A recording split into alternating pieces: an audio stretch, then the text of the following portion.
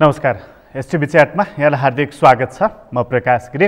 STV च्याटको आजको अङ्कमा हामी चर्चा गर्नेछौँ सत्तारूढ दल नेपाल कम्युनिस्ट पार्टी एमालेको अबको गन्तव्यको बारेमा। मेरिट होटेलमा संवाद त भएको छ दुई नेताको बीचमा, विस्तृत रूपमा कुराहरू अझ खुल्न बाँकी नै रहेका छन् कि त्यो बैठकमा के भयो भनेर। तर ध्यान दिनुपर्ने कुरा छ कि अध्यक्ष केपी शर्मा ओलीले 27 जना सङ्घीय संसदका सांसदहरूलाई, कर्णाली प्रदेशका 5 जनालाई, 32 जनालाई स्पष्टीकरण सोधेको मिति लगभग आज सकिँदैछ। 2 दिन 3 दिनको म्याद राखेर स्पष्टीकरण सोधिएको। त्यसको अघिल्लो साँझमा दुई नेताको बीचमा एक्लै संवाद भएको छ, अर्थपूर्ण छ। र ध्यान दिनुपर्ने कुरा अर्को पनि रहेको छ। जब नेपाल कम्युनिस्ट पार्टी नेकपामा यस्तै तहको विवाद भएको थियो, अब छुट्टिन्छ कि टुक्रिन्छ कि चोइटिन्छ कि भन्ने तहमा, त्यति बेला केपी ओली खुमलटार पुगेर पुष्पकमल दाहाल प्रचण्डसँग संवाद गरेका थिए। यस्तै खालको स्थिति बनिरहेको थियो। त्यो भेट र यो भेट, त्यो संवाद र यो संवाद, कति अन्तर छ? एउटा महत्त्वपूर्ण प्रश्न यहाँनिर रहेको छ। र यो भेटपछि माधव नेपाल पक्ष पुनः एकीकृत भएर नेकपा एमालेमै सङ्गठित हुने सम्भावनाहरू कति रहेका छन् र यसले नेपालको अबको राजनीति, खास गरी सत्ता राजनीतिलाई कस्तो प्रभाव पार्नेछ केन्द्रदेखि प्रदेशसम्म। आजको अङ्कको हाम्रो मूल विषय रहनेछ।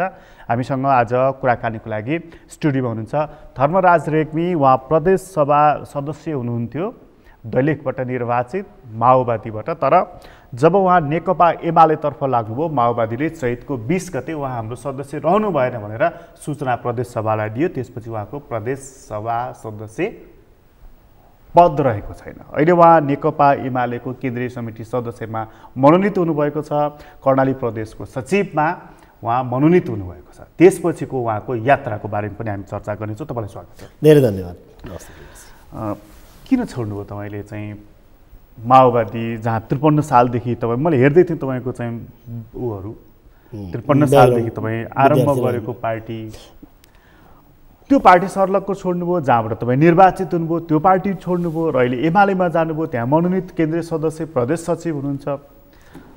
किन छाड्नुभयो तपाईँ? होइन, अब यो कम्युनिस्ट आन्दोलनको चाहिँ विभिन्न भङ्गालाहरूमा काम गर्ने सिलसिलामा हामी चाहिँ, मैले राजनीतिक आन्दोलन सुरु गर्दा म चाहिँ नेकपा मसालको विद्यार्थी सङ्गठनबाट सुरु गरेको थिएँ। प्रचण्ड पनि त्यही मसालबाट सुरु गर्नुभएको थियो। माओवादी आन्दोलन हुँदै राजनीतिक आन्दोलन यता आइपुग्दा नेकपाभित्रको जुन अन्तर्विरोधहरू र विवादहरू थियो नि, नेकपाभित्रको अन्तर्विरोध र विवादहरू चलिरहँदा पनि मैले तपाईँसँग संवाद गरेका थिएँ। नेकपाभित्रको अन्तर्विरोध र विवादमा हामी चाहिँ प्रधानमन्त्रीको पक्षमा उभियौँ, त्यति बेलाको अध्यक्षको पक्षमा उभियौँ नेकपाभित्रको अन्तर्विरोधमा। र अहिलेको नेकपा एमाले भनेको चाहिँ तत्कालीन नेकपाभित्रको अन्तर्विरोधमा प्रधानमन्त्रीको पक्षमा उभिनेहरू समेतको प्रतिनिधित्व गर्ने पार्टी चाहिँ नेकपा एमाले चाहिँ अहिलेको पार्टी हो। सर्वोच्च अदालतको फैसला अनुसार चाहिँ 75 सालको पार्टी हो वैधानिक रूपमा। राजनीतिक रूपमा नेकपाभित्रको अन्तरसङ्घर्षमा प्रधानमन्त्रीको पक्षमा उभिने नेताहरू सहितको चाहिँ यो पार्टी हो। त्यस कारणले मैले भन्ने गरेको छु चाहिँ, जहाँ जेट भनौँ न, ठुलो उहाँहरूले 2टा पाइलटले हाँकेको जेट थियो नि, 2टा पाइलटले हाँकेको जेट चाहिँ दुर्घटना भएपछि, अथवा चाहिँ रेल चाहिँ दुर्घटना भएपछि, ठुलो रेल दुर्घटना भएपछि कोही चाहिँ भित्तातिर पर्छ, कोही चाहिँ मुनि पर्छ, कोही चाहिँ लिगमा पर्छ, कोही चाहिँ बाहिर पर्छ। यसलाई चाहिँ स्वाभाविक रूपमा लिनुपर्छ जस्तो लाग्छ। तर यसमा केही राजनीतिक प्रश्नहरू छन्। नेकपा मिलिसकेपछि कमरेड प्रचण्डले र कमरेड माधव कमरेडहरूले पनि उहाँहरूले जुन कृत्रिम विवाद पार्टीमा निकाल्नु हो, अहिले तपाईँ र म कुन अवस्थामा छलफल गर्थ्यौँ भने, यदि नेकपा एक भएको भए हाम्रो अधिवेशन सम्पन्न भएको हुन्थ्यो चैतमा। त्यो अधिवेशनबाट पार्टीको एकल अध्यक्षमा सहमतिका साथ कमरेड पुष्पकमल दाहाल प्रचण्ड एकल अध्यक्ष भइसक्नु भएको अवस्था हुन्थ्यो। देश चाहिँ एउटा कोर्समा जान्थ्यो। हामी अहिले यो अवस्थामा छलफल गरिरहेको हुन्थ्यौँ। तर परिस्थिति के भयो, यो 1-1.5 वर्षमा कमरेड प्रचण्डको नेतृत्वमा जे पार्टीभित्र कृत्रिम विवादहरू खडा गरियो, त्यो विवादको श्रृङ्खलाले पार्टी यहाँसम्म आइपुग्यो र नेकपाभित्रको विवाद आजसम्म नेकपा एमालेमा पनि कायम छ। त्यो विवाद हिजो तपाईँले चाहिँ मेरिटको जुन सन्दर्भ भन्नुभयो, यो नेकपाभित्रको विवादको श्रृङ्खला यहाँसम्म चाहिँ आइपुगेको छ। यहाँसम्म आइपुग्दा यसका समाधानका विधिहरू बारेमा छलफल भइरहेको छ। त्यो जुन हिजो नेकपामा जुन विवाद थियो, त्यो विवादको त आज नेकपा एमालेमा आइपुग्यो। एक्ज्याक्टली, नेकपा भित्रको जुन विवादको कोर्स थियो त्यो कोर्स सानो रूपमा तर एमाले भित्र आयो। नेकपाको विवादको कोर्स चाहिँ विभाजनमा पुगेर टुङ्गियो हो, एमालेको विवादको कोर्स चाहिँ कहाँ पुगेर टुङ्गिन्छ? एमालेको विवादको कोर्स पनि जस्तो हिजो भएको संवादले एउटा सकारात्मक वातावरण बनाएको छ। सञ्चार माध्यमले भने जस्तो चाहिँ आइस ब्रेक भयो होइन, दुईटा ठुला नेताहरूको बिचमा चाहिँ मध्यस्थ राखेर वार्ता गराउनु पर्ने जस्तो स्थिति बन्यो। तर पार्टी अध्यक्ष र प्रधानमन्त्रीले जिम्मेवारीपूर्वक मेरो विचारमा त्यसमा कुराकानी गर्नुभएको छ र माधव कमरेडले पनि जिम्मेवारीपूर्वक आफ्ना सहमति असहमतिहरू राख्नुभएको छ। यो श्रृङ्खला भोलि नेकपा एमालेको केन्द्रीय समितिको बैठकसम्म यो श्रृङ्खला एक दुई पटक अरू चल्नेछ, मैले आशा गरेको छु एक दुई पटक चल्नेछ। र अब यसको निष्कर्ष चाहिँ के आउँछ, हामीले आशा निष्कर्ष सकारात्मक आउँछ भनौँ। यो आन्दोलनमा उहाँहरू अलिकति चाहिँ नेकपा विवाद र एमाले विवादमा के भयो भने माधव कमरेड अलिक पर पुग्नुभयो, अलि टाढा जानुभयो, समानान्तर समितिहरू निर्माण गर्दै समानान्तर पार्टी संरचनाहरू निर्माण गर्दै। त्यो समानान्तर संरचना र पार्टी संरचना उहाँहरूले चाहिँ निर्माण गरेको चाहिँ पार्टी संरचनाबाट उहाँहरू ब्याक हुन चाहिँ सक्नुभयो भने एमाले चाहिँ मिलाएर लिन सकिन्छ। उहाँहरूका सहमति असहमतिहरू छन्, पार्टीभित्र राख्नु पर्यो संस्थागत। कम्युनिस्ट पार्टीमा जब समानान्तर कमिटीहरू निर्माण हुन्छन् र समानान्तर पार्टीकै अभ्यास हुन्छ नि, त्यसो बेला फर्किने त बडा गाह्रो हुन्छ, धेरै गाह्रो हुन्छ। जस्तो 54को माले एमाले विभाजनको कुरा हेर्नुहोस्, पहिले महाकाली सन्धिको विवाद थियो, पार्लियामेन्टभित्र त्यो पार्टी डिभिजनको जस्तो स्थिति थियो, पछि त्यो भिन्दै पार्टी बन्यो। हामीले माओवादीभित्र पनि वैद्य कमरेडहरूसँग चाहिँ पटकपटक पहिले दस्तावेजमाथि छलफल, शान्ति प्रक्रियामा यही कोर्सबाट जाने कि जनविद्रोहमा जाने भन्ने छलफल थियो। छलफल गर्दै गर्दै जाँदा जब समानान्तर संरचना हुन्छ, कम्युनिस्टहरूले नेपालमा गरेको अभ्यास चाहिँ एउटा डरलाग्दो अभ्यास के हो भने अलिकति फरक मत पर्ने बित्तिकै एउटा छुट्टी पसल थाप्ने अनि त्यो पसल चाहिँ सञ्चालन गर्ने, आफू प्रोप्राइटर हुने, त्यसको महासचिव हुने, अध्यक्ष हुने, इन्चार्ज हुने, प्रोप्राइटर आफू हुने, एउटा पसल चाहिँ थाप्ने। अहिले यो पनि त्यही अवस्था भयो। उहाँहरूले समानान्तर संरचना बनाउनु होइन, समानान्तर संरचना अब चाहिँ तपाईँले कसरी भत्काउनुहुन्छ? कार्यकर्तालाई के भन्नुभयो, यो आधिकारिक पार्टी हो भन्नुभयो, कार्यकर्तालाई के भन्नुभयो, कसरी टिकट दिएन भने हामी दिन्छौँ भन्नुभयो। तपाईँले त्यो स्कोलिङ गर्नुभएको छ। अब त्यो स्कोलिङ पछि तपाईँहरूले होइन संस्थागत पार्टी यो हो, यो पार्टीभित्र हामी बस्छौँ भनेर कहिले भन्न सक्नुहुन्छ? त्यो त्यो त्यो जुन तपाईँले स्कुलिङको जुन कुरा गर्नुभयो भने यो चाहिँ आधिकारिक पार्टी हो, यो चुनाव चिन्ह हाम्रो हो, यो सिद्धान्त हाम्रो हो, फलानु चाहिँ नक्कली हो। प्रकाश यो औचित्य रह्यो र जस्तो चाहिँ माइतीघर मण्डलामा हाम्रो टेलिभिजनबाट नजिकै हो नि, माइतीघर मण्डलामा प्रचण्ड कमरेड र माधव कमरेडहरूले सूर्य चिन्ह छातीमा लगाएर बस्या होइन, यो चिन्ह हाम्रो, यो पार्टी हाम्रो हो भन्नु। प्रकारान्तरले के भयो? प्रकारान्तरले उहाँहरूले चाहिँ पार्टी कब्जा गर्ने र सूर्य चिन्ह कब्जा गर्ने उहाँहरूको जुन महत्त्वकाङ्क्षा थियो, त्यो महत्त्वकाङ्क्षाको परिणाम त आज प्रचण्ड कमरेड कुन अवस्थामा हुनुहुन्छ भने सरकारको उहाँ चाहिँ सबभन्दा बढी आलोचक र विरोधी हुनुहुन्छ, प्रतिगामी सरकार भन्नुहुन्छ। तर त्यो सरकारलाई उहाँले आफै चाहिँ समर्थन फिर्ता लिइराख्नु भएको छैन। अघि तपाईँले माओवादी किन छोड्नुभयो भन्नुहुन्थ्यो नि, उहाँहरूले कति अनैतिक काम गर्नुभएको छ भने मैले प्रधानमन्त्रीलाई समर्थन गरेको आधारमा मेरो प्रदेश सभाको सदस्य गयो हो, म जनताबाट निर्वाचित प्रतिनिधि हुँ, प्रदेश सभाको सदस्य गयो। पुष्पकमल दाहालले संस्थागत रूपमा उहाँले चाहिँ केपी ओलीलाई समर्थन गरिराख्नु भएको छ आज प्रयत्न, अहिले आजको डेटसम्म चाहिँ उहाँले गरिराख्नु भएको छ त समर्थन। अनि पुष्पकमल दाहालले उहाँको पार्टीले संस्थागत रूपमा चाहिँ केपी ओलीलाई समर्थन गरिरहँदाखेरि चाहिँ उहाँहरूको पद नजाने, इन्डिभिजुअल्ली हामी जो केपी ओलीको पक्षमा उयौँ हाम्रो पोजिसन जाने हुन्छ, उहाँले छोडिदिए हुन्छ। यो चाहिँ तपाईँको गुनासो कि? गुनासो होइन, यो नैतिकताको कुरा हो। नैतिकताको के कुरा हो भने कमरेड प्रचण्डले र नेकपा माओवादीले केपी ओलीलाई दिएको समर्थन उहाँहरूले छिटो फिर्ता लिनुपर्छ। मन दुखेको छ भने त अझै पनि होइन, पेरिस डाँडा जाने छुट अझै छ नि त। त्यो बेला पनि छुट थियो, उहाँहरूले बोलाइराख्नु भएको थियो मलाई, एक हातमा चाहिँ चिठी लिएर जानुहोस्, मन्त्रीको शपथ खानुहोस्, अर्को हातमा पार्टीमा बस्नु स्वागत छ भन्नुहुन्थ्यो। मैले चाहिँ यो गुनासो गरे होइन कि मैले के भने भने राजनीतिमा न्यूनतम नैतिकता हुन्छ नि प्रकाशजी, मिनिमम मोरालिटी हुन्छ। मिनिमम मोरालिटी जब तपाईँले सरकारलाई प्रतिगामी करार गर्नुभयो भने त्यही दिन तपाईँले समर्थन फिर्ता लिनु पर्थ्यो, होइन भने तपाईँ प्रतिगामीको मतियार तपाईँ आफू पनि हुनुभएको छ। यो कुरा चाहिँ तपाईँले जब तपाईँलाई प्रदेश सभा सदस्यबाट चाहिँ तपाईँ त्यो सदस्य हुनुहुन्न भनेर तपाईँको तत्कालीन पार्टी नेकपा माओवादीले सूचना दियो प्रदेश सभालाई, त्यसपछि तपाईँले लामो चाहिँ ऊ लेख्नु भएको रहेछ, मैले हेर्दै थिएँ। के लेख्नु भएको स्टेटमेन्ट थियो लामो, त्यहाँ के लेख्नु भएको रहेछ नि, कमरेड प्रचण्डले मलाई उहाँको दलको दलीय जिम्मेवारीबाट च्युत गर्न सक्नुहुन्छ तर जननिर्वाचित निकायबाट होइन। एक्ज्याक्टली है। अब तपाईँ कानुनको पनि चाहिँ नि विद्यार्थी भएको नाताले अध्ययन गरिराख्नु भएको नाताले यहाँ एउटा शब्द तपाईँले जननिर्वाचित निकायबाट होइन भनेर तपाईँले स्ट्रेस दिएर लेख्नु भएको छ। त्यसपछि कमरेड आफै 33 वर्षसम्म स्वघोषित पार्टी अध्यक्ष भएको तथ्य छर्लङ्ग छैन र आफै टीका लगाएर अध्यक्ष हुने कमरेडले जननिर्वाचित प्रतिनिधिको पद खोज्न मिल्छ? यो चाहिँ तपाईँको प्रश्न छ। अनि के भन्नुहुन्छ तपाईँ भने 35,000 दैलेखी मतदाताको प्रतिनिधिलाई कसैको ठाडो आदेशले पदच्युत गर्न मिल्छ?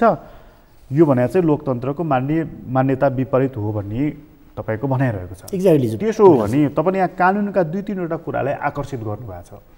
म निर्वाचित हुँ, कसैले आदेशमा यो चाहिँ हुकुम प्रमाणको भरमा चाहिँ हटाउन मिल्दैन भनेर, त्यसो हो भने तपाईँ के अदालतको शरण लिनुहुन्छ? अब यस्तो छ प्रकाश, जस्तो चाहिँ के छ भन्दाखेरि मैले उठाएको तर्कहरू तपाईँले भनेको कुरा सत्य हो। मैले उठाएको तर्कहरू अहिलेको टेक्निकल कानुन जे कानुन छ, दल त्याग गरेर कसैले गर्यो भने त्यसको सूचना चाहिँ दलले दिएपछि हटाउनु पर्ने अहिलेको जुन टेक्निकल कानुन छ, यो कानुन नेकपाभित्र लागू हुनुहुन्न भन्ने मेरो तर्क हो। किन लागू हुनुहुन्न भने हामी साझा उम्मेदवारमै हौँ।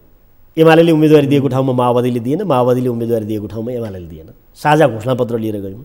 म नेकपा छोडेर काङ्ग्रेसमा जान्थेँ भने मेरो सदस्यता यो कानुनको आधारमा च्युत हुनुपर्थ्यो होइन। मेरो सदस्यता प्रचण्ड कमरेडले अहिले अधिकतम गर्न सक्ने भनेको उहाँको दलको सदस्यता च्युत गर्ने हो। मलाई मेरो हैसियत त्यो बेला चाहिँ स्वतन्त्र हैसियत हुनुपर्छ।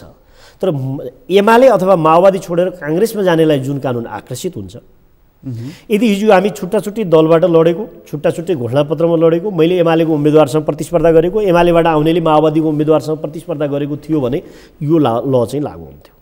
हामीले त एउटा घोषणापत्र लिएर गएको, साझा उम्मेदवार बनाएर गएको, माओवादीले उम्मेदवार बनाएको ठाउँमा एमालेले नबनाएको, एमालेले बनाएको ठाउँमा नबनाएको, उम्मेदवार एकैपटक घोषणा गरिएको, निर्वाचन परिणामसँगै आएको। तर मोर्चाबन्दी थियो। एक्ज्याक्टली मोर्चाबन्दी थियो। मैले भनेको के हो भने हामी वाम गठबन्धनको साझा उम्मेदवारको रूपमा गयौँ। नेकपा टुङ्गोमा किन पुगेन यो कार्यकालभित्र भने धर्मराज रेग्मीको कारणले नपुग्या होइन नि त। नेकपा टुङ्गोमा के कारणले पुगेन भने जस्तो यो कार्यकाल नेकपाका सांसदहरूले किन टुङ्गाएनन्? धेरैको पद जाने भयो नि, म लगायत धेरैको पद जाने भयो। किन टुङ्गाएनन् भने नेकपा दुर्घटना भयो। दुर्घटना कसका कारणले भयो? पार्टीको शीर्ष नेताहरूको कारणले भयो दुर्घटना। हेर्नुहोस् है, त्यो हुँदा पार्टीका शीर्ष नेताहरूको कारणले भएको दुर्घटनामा पार्टीको कनिष्ठ कार्यकर्ताले किन चाहिँ पद चुकाउनु पर्ने, किन मूल्य चुकाउनु पर्ने? यदि नेपाली काङ्ग्रेसमा हामी प्रवेश गऱ्यौँ भने यो ल आकर्षित हुन्छ भन्ने चाहिँ मेरो लजिक हो। तर तपाईँले भने जस्तो म अदालतमा जान्छु कि जान्न भन्यो भने आजको डेटसम्म म अदालतमा गएको छुइनँ। यद्यपि मलाई अदालतमा जान चाहिँ छुट छ, जान चाहिँ म पाउँछु। अब मैले चाहिँ अब उपनिर्वाचनहरू भयो भने बरु जनताको अदालतमा जान राम्रो भयो नि। यता अदालतमा मुद्दा मामला गरेर तारेक सारेक बोक्नुभन्दा त जनता कहाँ जानु नै राम्रो भयो। त्यस कारणले मैले कुनै निष्कर्षमा अहिले पुगेको छैन। तर तपाईँले भनेको मैले एउटा च्यालेन्ज चाहिँ के गरे हो भने तपाईँले चाहिँ प्रत्यक्ष निर्वाचित प्रतिनिधिको होइन, तपाईँले प्रश्न चाहिँ कानुनी तिर्साउनु भयो, तर त्यसलाई एक्ट चाहिँ गर्नु भएन क्या। यस्तो छ। अब यसको पनि के छ भन्नुहुन्छ भने म लगायत धेरै साथीहरूको चाहिँ पोजिसन गइरहेछ। मैले यसलाई राजनीतिक रूपमा बुझेको छु।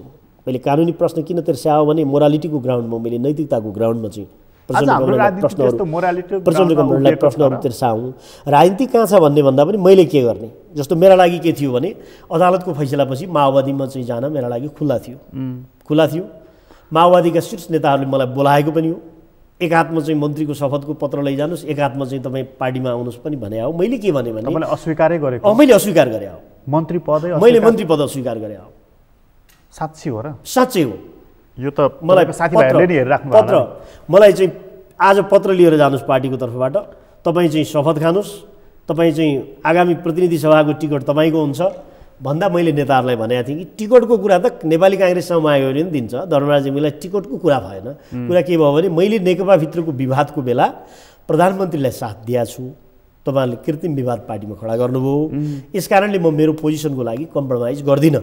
जस्तो कर्णालीमा अस्ति जे भयो नि, प्रदेश सभामा जे भयो नि प्रकाशजी, प्रदेश सभामा तपाईँहरूले फ्लोर क्रस नेपालको संसदीय इतिहासमा यो दुर्लभ घटना हो।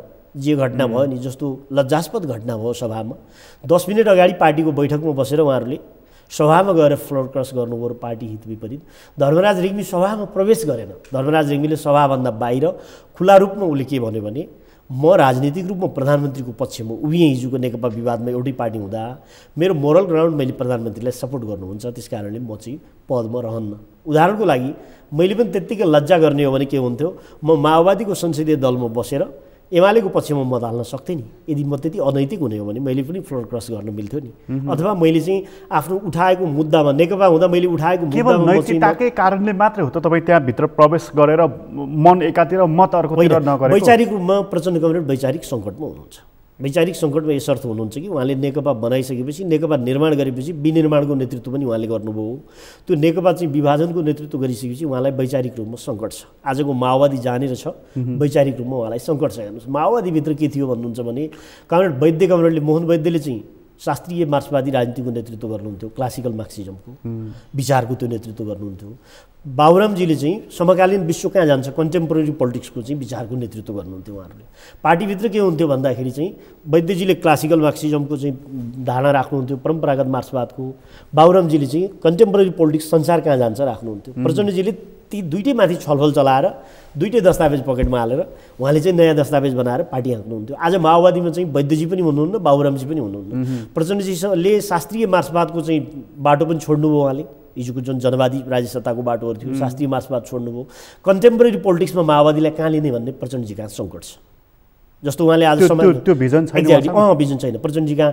अहिले माओवादीभित्र देखा परेको कमरेड पुष्पकमल दाहाल प्रचण्डमा देखा परेको वैचारिक सङ्कटको कारणले हो। जस्तो उहाँले प्रधानमन्त्री त बाँड्नुहुन्छ, उहाँ प्रधानमन्त्री कहिले देउवालाई दिनुहुन्छ, कहिले उहाँले चाहिँ मधेसी मोर्चाको साथ नेताहरूलाई दिनुहुन्छ, अथवा कहिले एमालेभित्र पनि हिजो बाँडिराख्नुभयो नेकपाभित्र। तर त्यो उहाँलाई ट्याक्टिस हो, उहाँसँग चाहिँ ट्याक्टिस मात्रै छ, तर उहाँसँग वैचारिक समस्या छ। आजको माओवादीमा उत्पन्न भएको सङ्कट किन हो भने दर्जनौँ नेताहरूले हिजो छोड्दै किन आएको हो भने हामी सहितका नेताहरूले किन छोड्या हो भन्नुहुन्छ भने माओवादीमा देखिएको वैचारिक सङ्कट छ। अस्ति एउटा नेताले सोध्नुभएछ, उहाँलाई प्रश्न गर्नुभएछ, ल ठिक छ ओलीलाई त म छोडिदिन्छु कि तपाईँ जाने कहाँ हो प्रचण्ड कमरेडलाई भन्नु, तपाईँ जाने कहाँ हो यो भन्नुहोस् न। प्रचण्ड कमरेडलाई कहाँ जाने भन्ने टुङ्गो चाहिँ भनेपछि प्रचण्ड कमरेडको वैचारिक प्रष्टता पनि देखिएन, साङ्गठनिक रूपमा पनि कमजोर हुनुभयो भनेर हामी कहाँ चाहिँ सङ्गठन ध्वस्त किन भयो भने उहाँलाई विचारका सन्दर्भमा उहाँ सङ्कटमा पर्नु। जस्तो हामी कहाँ छ नि, जस्तो रुखका पातहरू झर्छन्, रुखका हाँगाहरू सुकेर जान्छन् र रुख नभएर त्यो मुडो हुन्छ नि, त्यसपछि चराहरू सबभन्दा पहिला उडेर जान्छन् नि, त्यस्तै चरा पर्नुभयो तपाईँ पनि। यस्तो भयो प्रचण्ड कमरेडलाई निरन्तर श्रृङ्खलामा मैले भने नि वैद्य कमरेडहरूदेखि वैद्यजीले छोड्नुभयो, बादल कमरेडले छोड्नुभयो, बाबुरामजीले छोड्नुभयो, पछाडि चाहिँ गोपाल किराँतीहरू, नेत्रविक्रम चौधहरू। उहाँले जहिले पनि पार्टीमा एउटा स्ट्राटेजी के लिनुभयो भने कमजोरहरूलाई साथमा लिने, बलियोलाई हान्ने होइन। उहाँले चाहिँ पहिले के गर्नुभयो, वैद्यजीहरूलाई साथमा लिनुभयो, मोहन विक्रमलाई हान्नुभयो, वैद्यजीहरूलाई साथमा लिनुभयो, लामालाई हान्नुभयो, निर्मल लामालाई।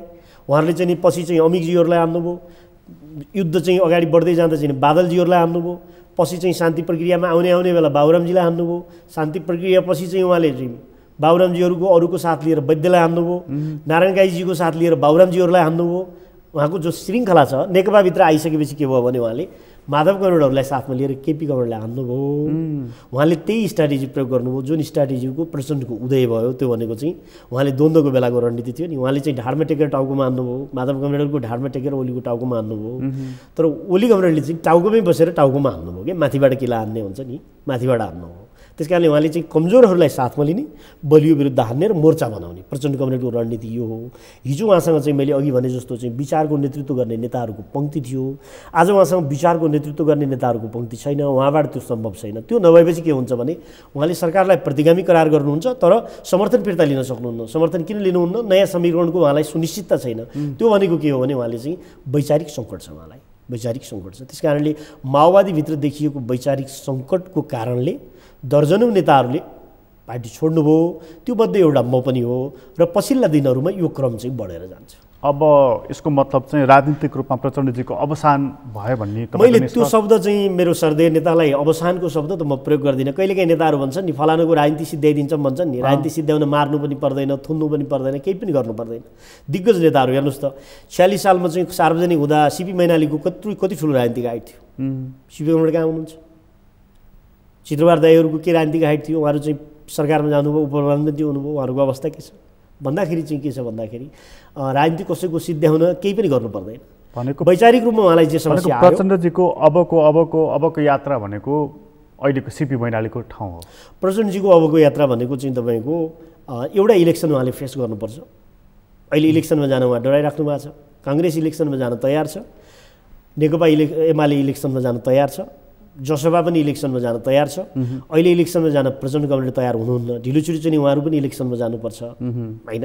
उहाँले भन्नुहुन्छ नि बाँकी जम्मैको मोर्चा बनाएर ओलीसँग लड्छौँ भन्नुहुन्छ नि, उहाँले मोर्चाको स्ट्राटेजी मात्रै हो। तर अब के छ भन्दाखेरि सबै एक्लै चुनाव लड्ने छन्। हेर्नुहोस् काङ्ग्रेसले मोर्चा बनाउँदैन, निर्वाचित भएपछि संसदभित्र सङ्ख्याको आधारमा मोर्चा होला, इलेक्सनमा काङ्ग्रेसले मोर्चा बनाउँदैन होइन। नबनाएपछि प्रचण्ड कमरेडहरूले पनि मुटुमाथि ढुङ्गा राखेर चुनाव लड्नुपर्छ। एक्लै चुनाव लडेपछि वास्तविक पोजिसन चाहिँ आउँछ।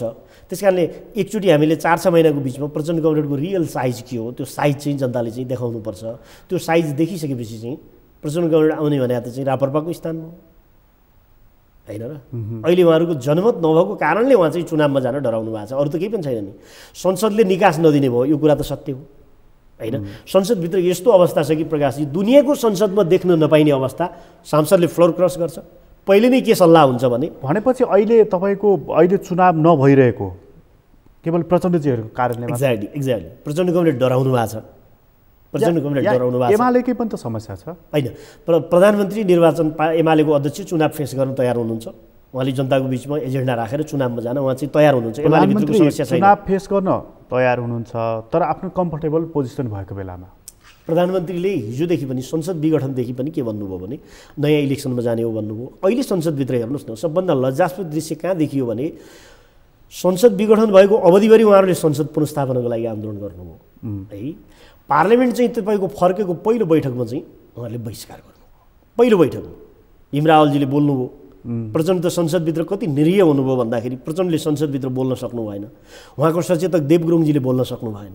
भीमरावलजीले बोल्नुभयो, एमालेभित्रको बागी नेताले चाहिँ बोल्नुभयो संसदमा। भीमरावल उठ्नुभयो, दृश्य तपाईँहरूले हेरिराख्नु भएको छ। प्रचण्ड एकछिन बस्नु भएको थियो सबै उठ्दा संसदमा, त्यसपछि उहाँ उठ्नुभयो, सबैले बाहिर जाउँ भन्नुभयो, प्रचण्ड बाहिर आउनुभयो। उहाँलाई चाहिँ पार्लियामेन्ट्री पोलिटिक्समा गर्ने चाहिँ ट्याक्टिक्स अथवा पार्लियामेन्ट्री पोलिटिक्समा तपाईँले के गर्ने हो भन्ने कुरा प्रचण्ड कमरेडलाई त्यो पनि क्राइसिस छ माओवादीभित्र होइन। जुन संसदको पुनर्स्थापनाको लागि उहाँहरूले आन्दोलन गर्नुभयो त्यो संसद पुनर्स्थापना भएपछि पहिलो मिटिङ उहाँले चाहिँ बहिष्कार गर्नुभयो। त्यसले सन्देश के गयो भने तपाईँ संसदप्रति जिम्मेवार हुनुहुन्न भन्ने गयो। त्यसपछि लगातारको संसदको बैठकहरूमा के भयो भन्नुहुन्छ भने संसदले उहाँहरूले समर्थन फिर्ता लिन सक्नुहुन्न। ल समर्थन फिर्ता लिए भयो नि देशले एउटा कोर्समा जान्छ। प्रधानमन्त्रीले 30 दिनमा विश्वासको मत लिनुहुन्छ। उहाँले विश्वासको मत लिन नसकेपछि उहाँले चाहिँ छोड्नुहुन्छ। अब उहाँहरूको के होला भने अधिकतम बजेटसम्म गएर बजेट फेल बनाएर चाहिँ प्रधानमन्त्रीलाई छुटाउने भन्ने होला। उहाँहरूको अधिकतम बजेटसम्म जाँदाखेरि चाहिँ बजेट फेल बनाएर प्रधानमन्त्रीलाई छुटाउने होला। अहिलेको संवैधानिक नीति तथा कार्यक्रम अथवा बजेट त्यहाँसम्म चाहिँ यो रिहर्सल चल्ने भयो होइन, यो चल्ने भयो। तर उहाँहरूलाई नैतिक समस्या त्यो बेला के हुन्छ भने कि चाहिँ उहाँहरूले पहिले समर्थन फिर्ता लिनुपर्छ। समर्थन फिर्ता लिनुभयो भने प्रधानमन्त्रीलाई अरू संवैधानिक प्रक्रिया आकर्षित हुन्छ। 30 दिनमा उहाँले चाहिँ विश्वासको मत लिनुहुन्छ, त्यो कोर्सतिर जानुहुन्छ। तर उहाँहरूले राजनीतिक रूपमा समर्थन फिर्ता नलिएर नीति कार्यक्रम फेल बनाउन लाग्नुभयो भने त्यो चाहिँ फेरि चाहिँ अनैतिक प्रश्न हुन्छ। त्यस कारणले प्रचण्ड कमरेडले अन्तिममा मुटुमाथि ढुङ्गा राखेर समर्थन फिर्ता लिने नै हो। बहादुरीपूर्वक पछि हट्ने हुन्छ नि, बहादुरीपूर्वक उहाँ पछाडि हट्ने बाहेक नीति तथा कार्यक्रम संसदमा पेश हुन्छ, त्यसलाई उहाँहरूले मतदान गर्नुहुन्न र त्यसलाई विफल गराइदिनुहुन्छ। अब प्रचण्ड कमरेडको योजना मेरो विचारमा त्यही होला। यदि उहाँहरूले समर्थन फिर्ता नलिएपछि हिजोको अस्तिको कहिलेको थाई समितिले उहाँहरूले के भन्नुभयो भने फिर्ता लिने निर्णय ठ्याक्कै कहाँ छ हेर्नुहोस् त। हिजो नेपाली काङ्ग्रेसमा यस्तो हुन्थ्यो प्रकाशजी, नेपाली काङ्ग्रेसमा के हुन्थ्यो भने लामो निर्णय गरिसकेपछि बाँकी यो जम्मै कामको निर्णय गर्ने जिम्मा चाहिँ गिरिजाप्रसाद कोइरालालाई दियो भन्ने हुन्थ्यो। अहिले माओवादीभित्र पनि अब के भयो भने यो निर्णय गर्ने जिम्मा चाहिँ प्रचण्ड कमरेडलाई दियो होइन। अस्ति पनि त सञ्चार माध्यममा नारायण काजी भन्नुहुन्थ्यो नि भइसक्यो चिठी लेख्न मात्रै बाँकी छ भन्नुहुन्थ्यो नि। अब उहाँहरूको तत्काल स्ट्राटेजी के होला भने यदि त्यो फिर्ता नलिएपछि बजेट असफल बनाउने के नीति कार्यक्रममाथि चाहिँ प्रश्न। त्यो नीति तथा कार्यक्रम फेल भएपछि त सरकार ढल्ने भयो। आज प्रधानमन्त्रीले मेरिट होटेलमा माधव नेपालसँग संवाद गर्नुको कारण चाहिँ कम्तीमा पनि 121 चाहिँ सुरक्षित राखौँ, किनभने केन्द्रको पनि कुरा छ, प्रदेशको पनि कुरा छ। किनभने सुर्खेतमा त एउटा नजारा देखिसकिएको छ, लगत्तै अब गण्डकीमा देखिने छ, लुम्बिनी त सकसमा छ। यो चिज चाहिँ हटाउँ भन्ने प्रधानमन्त्रीले लागेरै हो त। उहाँले मुटुमाथि ढुङ्गा राखी आउनुहोस् माधवजी बसौँ, अब तपाईँ पनि भएन म पनि भएन भने त बर्बाद हुन्छ भनेर प्रधानमन्त्री संवादको लागि पहिले पनि तयार हुनुहुन्छ। तर उहाँले चाहिँ एउटा स्ट्रिक्टली यो पटक के भन्नुभएको छ भने म संस्थागत रूपमा कुनै गुटसँग छलफल गर्दिनँ। हिजो पनि प्रधानमन्त्रीले चाहिँ माधव कमरेडको गुटसँग गरे होइन, त्यो पार्टीको शीर्ष नेता माधव नेपालसँग एउटा समूहको जुन प्रतिनिधित्व गरे। हिजोको एमालेको वरिष्ठ नेता भन्नुहोस् न, एमालेको एकजना सिनियर नेता माधव कमरेडसँग उहाँले संवाद गर्नुभयो। अहिले पनि प्रधानमन्त्रीको के छ भन्दाखेरि संस्थागत रूपमा कुनै गुटसँग संवाद हुँदैन, इन्डिभिजुअल सांसदसँग संवाद हुन्छ। प्रधानमन्त्रीले टेलिफोन सबैलाई गर्नुभयो, विभिन्न नेताहरू चाहिँ भेटघाट भइराखेको छ। त्यस कारणले प्रधानमन्त्री नीति तथा कार्यक्रममा जाँदासम्म त चाहिँ प्रधानमन्त्रीले आफ्नो पोजिसन क्लियर गर्नुहुन्छ जस्तो लाग्छ मलाई। नीति तथा कार्यक्रममा जाँदासम्म उहाँले चाहिँ केही भएन भने उहाँहरूले समर्थन फिर्ता लिने आँट गर्नु भएन भने प्रधानमन्त्रीले संवैधानिक प्रक्रियाले प्रधानमन्त्रीले चाहेको बखत विश्वासको मत लिन सकिन्छ, उहाँ त्यो बाटो पनि जान सक्नुहुन्छ। तर जसले प्रधानमन्त्रीलाई चाहिँ हटाउन भनेर बार प्रयत्न गर्नुभयो, उहाँहरूले दुईवटा काम गर्नुपर्थ्यो। एउटा, माओवादीले प्रारम्भिक समर्थन फिर्ता लिनुपर्थ्यो, जुन चाहिँ देउवाले पनि त्यही भन्नुभएको छ। माओवादी सरकारमा छ, म माओवादीसँग कसरी चाहिँ अलायन्स गर्छु भन्नुभएको छ देउवाले, होइन, समर्थन फिर्ता लिनुपर्थ्यो। दोस्रो चाहिँ विपक्षीहरूलाई सकेपछि चाहिँ विपक्षीहरूको काम के हो भने सरकारलाई समस्या पर्या बेला विपक्षीहरूले त चाहिँ अविश्वासको प्रस्ताव लिएर आउने हो। सुर्खेतमा अस्ति देखिएको दुईवटा दृश्य हो हेर्नुहोस्। एउटा दृश्य के हो भने फ्लोर क्रस हो, लज्जास्पद घटना हो।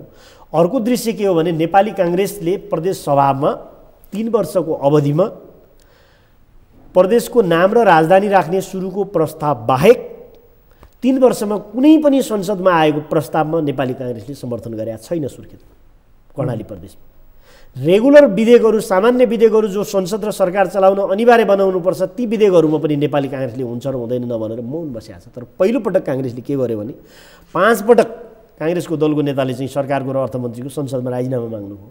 तर पहिलोपटक के गर्यो भने प्रतिपक्षले, सरकार चाहिँ सङ्कटमा पर्यो, सरकार लड्ने भयो, 2 कदम अगाडि बढेर प्रतिपक्षले सत्ता धान्यो। यस्तो घटना बिरलै देखिन्छ। प्रतिपक्षले सरकार भत्काउँछ अनि नयाँ फ्रेस स्टार्ट भयो भने प्रतिपक्षले नेतृत्व पनि गर्छ। त्यो त वेटिङ चिफ मिनिस्टर हो नि प्रतिपक्षको नेता प्रदेशमा। तर प्रतिपक्षले के गर्यो भने उहाँले चाहिँ सरकार जोगाउनु, तर कुन बेसमा जोगाउनु भयो प्रतिपक्षले भनेर भन्दाखेरि अर्को पार्टीको सांसद चोर्ने गरी अलायन्स भयो भने नेपाली काङ्ग्रेसले कस्तो पार्लियामेन्ट्री पोलिटिक्स गर्न खोज्या। माओवादीले त संसदीय राजनीतिमा धेरै विश्वास छैन, माओवादीले यो गर्न सक्छ। तर काङ्ग्रेसले के गरे भन्दाखेरि माथि नेपाली काङ्ग्रेसले चाहिँ परिपक्व धारणा नै अपनाएको छ। शेरबहादुर देउवाजीले म अविश्वासको प्रस्ताव लिएर जाँदा कम्तीमा चाहिँ समर्थन फिर्ता हुनु पऱ्यो र भोलिको सङ्ख्या सुनिश्चित हुनु पऱ्यो। काङ्ग्रेससँग आफ्नो सङ्ख्या भने त चाहिँ न्यूनतम सङ्ख्या छैन। त्यस कारणले यसको एउटै कुरा, यसको सार, यो जति चाहिँ विवादहरू, बहसहरू, छलफलहरू संसदको वरिपरि भइरहेछ नि, यसको सार के हो भने अहिलेको पार्लियामेन्टको जस्तो संरचना छ यो संरचनाले निकास दिन सक्दैन।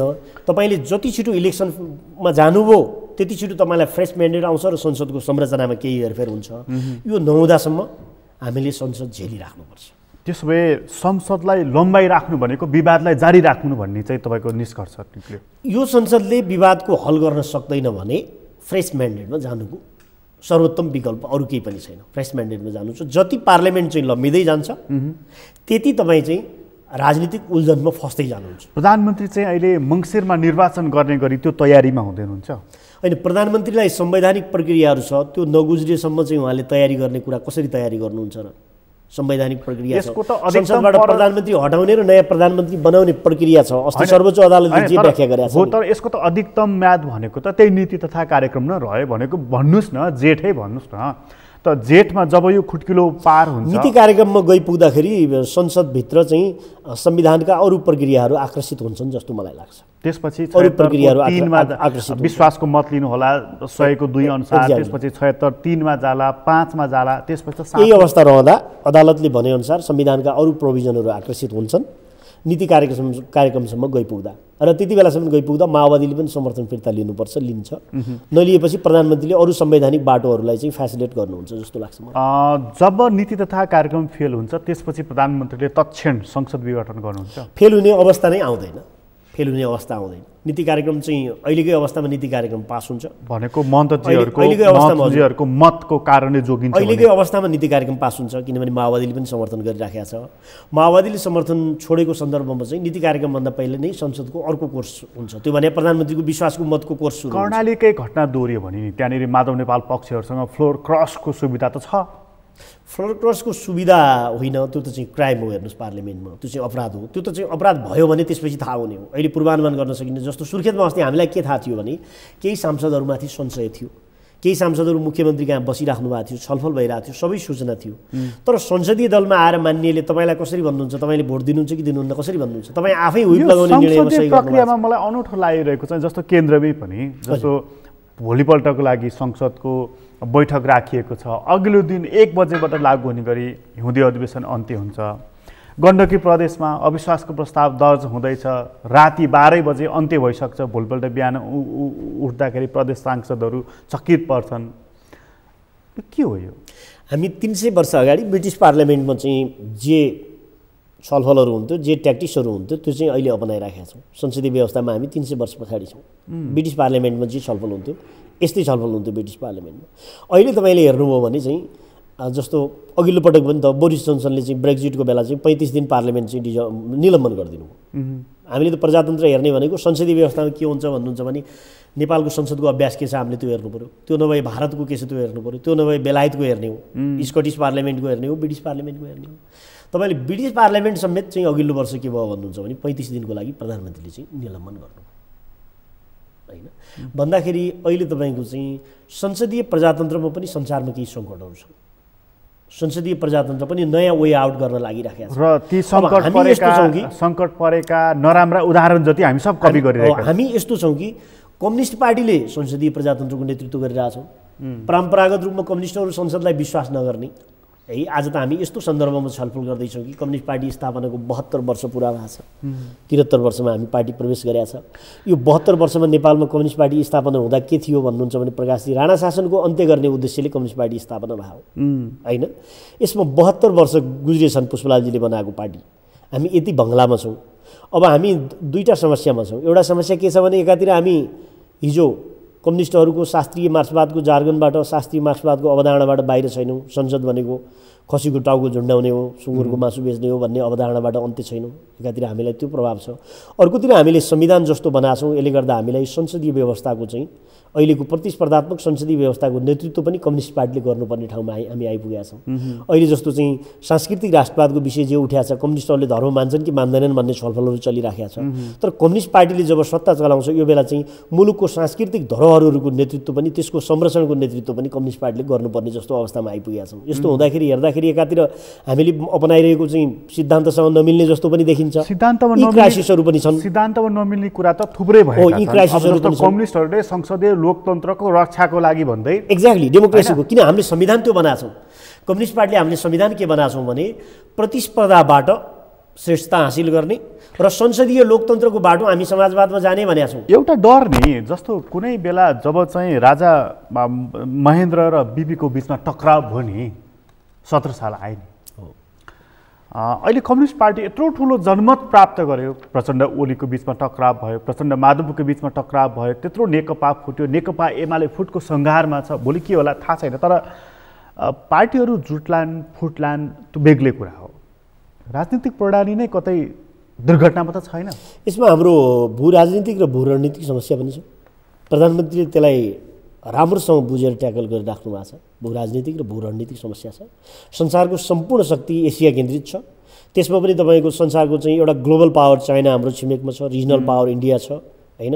पहिले जस्तो चाहिँ अमेरिका उता हुन्थेन। अमेरिका चाहिँ यहाँनिर छ, यो इन्डियन ओसनमा छ अमेरिका, यहाँनिर छ अमेरिका होइन, युरोप यहाँनिर छ। अथवा चाहिँ भू राजनीतिक र भू रणनीतिक केही जोखिमहरू छन्। कुशलतापूर्वक नेतृत्वले त्यो जोखिमको ट्याकल गरेन भने हाम्रो जस्तो देश कुनै पनि बेला जोखिममा पर्छ। नम्बर 1, मैले तपाईँले पोलिटिकल सिस्टम जोखिममा पर्छ कि भन्नुभएको छ, मैले मुलुक जोखिममा पर्छ कि भनिरहेको छु। मैले ठिक 1 वर्ष अगाडि नेकपामा विवाद चल्दै गर्दा एउटा लामो आर्टिकल लेखेको थिएँ। मैले त्यसमा यही प्रश्न उठाएको थिएँ। बिपी र महेन्द्रको व्यक्तित्व टक्रावको कारणले जुन 17 साल उत्पन्न भयो, प्रचण्ड र ओलीको व्यक्तित्व टक्रावको कारणले चाहिँ नेकपा दुर्घटना भयो भने अहिलेको राजनीतिक प्रणाली जोखिमतिर जान सक्छ। नेकपा कार्यकर्ता पनि र देश पनि यो जोखिम उठाउन सक्ने अवस्थामा छैन भन्ने मैले अघिल्लो वर्ष एउटा लामो आर्टिकल लेखेको थिएँ नेकपाभित्रको विवादको बारेमा। त्यो नेताहरूले पनि त्यसमा चाहिँ लामो छलफल भएको थियो। मैले त्यो बेला नेकपा दुईजनाको टक्राव विभाजन भयो। मैले चाहिँ त्यसमा एउटा मेरो निष्कर्ष के थियो भने तपाईँले चाहिँ एउटै फ्लाइट सुरु गरिसकेपछि अब जोखिम कुन तहको, अब हुने जोखिम भनेको यस्तो छ। प्रधानमन्त्रीले चाहिँ कुशलतापूर्वक तपाईँको चाहिँ मैले अघि भनेको भू रणनीतिक र भू राजनीतिक स्वार्थको प्रधानमन्त्रीले कुशलतापूर्वक ट्याकल गरिराख्नु भएको छ है मुलुकभित्र। स्योर हो, एक्ज्याक्टली स्योर हो। किन स्योर हो भन्नुहुन्छ भने जस्तो नेपालको प्रधानमन्त्री एउटा रेफरेन्स दिन्छु तपाईँलाई। नेपालको प्रधानमन्त्रीले इतिहासमा अन्तर्राष्ट्रिय मिडियालाई म चीन र भारतको बिचमा संवाद गराउन सक्छु भनेर प्रधानमन्त्रीले जुन चाहिँ कन्फिडेन्स सहित राख्नुभयो नेपालको प्रधानमन्त्रीले, कहिल्यै इतिहासमा चाहिँ दुईवटा चाहिँ तपाईँको ठुला एउटा रिजनल पावर हो र एउटा ग्लोबल पावर हो। यो दुईवटा शक्तिलाई हेर्नुहोस् त आज सार्क के छ, सार्क कसको कारणले चलेको छैन? सार्क यो क्षेत्रमा सार्क चलाउन को चाहँदैन? दक्षिण चलाउन चाहँदैन होइन। अरू फोरमहरू सक्रिय हुनै दिँदैन। तर नेपालले सीमित क्षेत्रीय र अन्तर्राष्ट्रिय फोरमहरूमा नेपालको उपस्थिति बलियो बनाएको छ। प्रधानमन्त्रीले राजनीतिक नेतृत्वको रूपमा प्रधानमन्त्रीले के भन्नुभयो भने दुईटा छिमेकीको बिचमा संवाद छैन भने म चाहिँ त्यो मौनता तोडाउन र संवाद गर्न सक्छु भन्नुभयो भने हामी अहिले नेपालबाट चाहिँ रिजनल इस्युहरूमा पनि बोल्न थालेका छौँ। त्यो भूमिका नेपालले हो नि त खेल्नु पर्ने। सार्कको अध्यक्ष राष्ट्र नेपाल होइन? नेपालले हो। नेपालले के भयो भन्नुहुन्छ भने अब डेड एन्डमा पुगिरहँदा पाकिस्तानमा हुने समस्या चाहिँ के अरे पाकिस्तानमा हुने कन्फरेन्स सार्कको चाहिँ तपाईँको सम्मेलन चाहिँ सम्पन्न हुन सकेन, भारतको कारणले सम्पन्न हुन सकेन हैन। त्यसकारणले रिजनल फोरमहरू यो क्षेत्रमा चल्न नसक्ने अवस्था भयो। प्रधानमन्त्रीले मैले अघि तपाईँको जुन संशय थियो नि, प्रधानमन्त्रीले यसको ट्याकल राम्रोसँग गर्नुभएको छ कि गर्नुभएको छैन भन्नु नि, यसको लागि तपाईँले दुई तीनटा तथ्य हेर्नुपर्छ। एउटा हामी अन्तर्राष्ट्रिय फोरममा हाम्रो उपस्थिति बलियो भएको छ, त्यो भनेको चाहिँ हामी वर्ल्ड ब्याङ्कमा हाम्रो पोजिसन राम्रो छ, युएनमा हाम्रो पोजिसन राम्रो छ, युएनका कमिटीहरूमा हामीले जितिरहेछौँ, रिजनल फोरमहरूमा हामी सहभागी छौँ, विश्वका नेताहरूको तहमा नेपालको प्रधानमन्त्रीले प्रतिनिधित्व गर्नुहुन्छ र हामीले चाहिँ छिमेकीहरूलाई संवाद गराउन सक्छौँ भनिरहेछौँ। एउटा त्यो प्रश्न भयो हैन। नेपालमा धेरै अन्तर्राष्ट्रिय वित्तीय र चाहिँ राजनीतिक र रणनीतिक विषयहरू नेपाल चाहिँ आकर्षित भएको छ। अहिले तपाईँले चाहिँ एमसीसीकै प्रश्न चाहिँ मलाई भन्नुहुन्छ होला। एमसीसीको बारेमा चाहिँ अहिले जस्तो मान्छेहरूले बजारमा जे भन्छन् एमसीसी हामीले लिएर आयो र केपी ओलीले लिएर आयो होइन नि। एमसीसी 68 सालदेखि अविच्छिन्न रूपमा सबै सरकारहरूले एमसीसीका प्रोसेसहरू कन्टिन्यू गरिरहेछन् होइन। एमसीसीका सबै प्रोसेसहरू मान्छेहरू भन्छ नि अमेरिकन सेना आउँछ एमसीसी लिएर आयो भने भन्छन्। तपाईँले अमेरिकन सेना नेपालमा आयो भने आउनुपर्ने भयो भने एमसीसी ल्याउनु पर्दैन। 1000 फाइटर आउँछन् एकैपटक माथि आकाशमा। कथाचित अमेरिकी सेना नेपालमा आउने भयो भने तपाईँले इराकमा आउँदा र अफगानिस्तानमा आउँदा देख्नु भएको छैन? 1000 फाइटर आउँछन् माथि, अमेरिकन सेना आउनुपर्ने भयो। किन त तपाईँको वर्तमान पार्टी तपाईँको भूतपूर्व पार्टी किन एमसीसीले अमेरिकन सेना आउँदैन? 68 सालदेखि हामीले अविच्छिन्न रूपमा एमसीसी हामी किन लिइरहेछौँ भने अमेरिका हाम्रो 70 वर्षदेखिको डेभलपमेन्ट पार्टनर हो।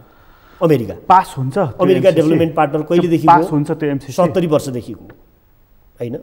अमेरिका हाम्रो सबभन्दा पुरानो चाहिँ एउटा डेभलपमेन्ट पार्टनर हो।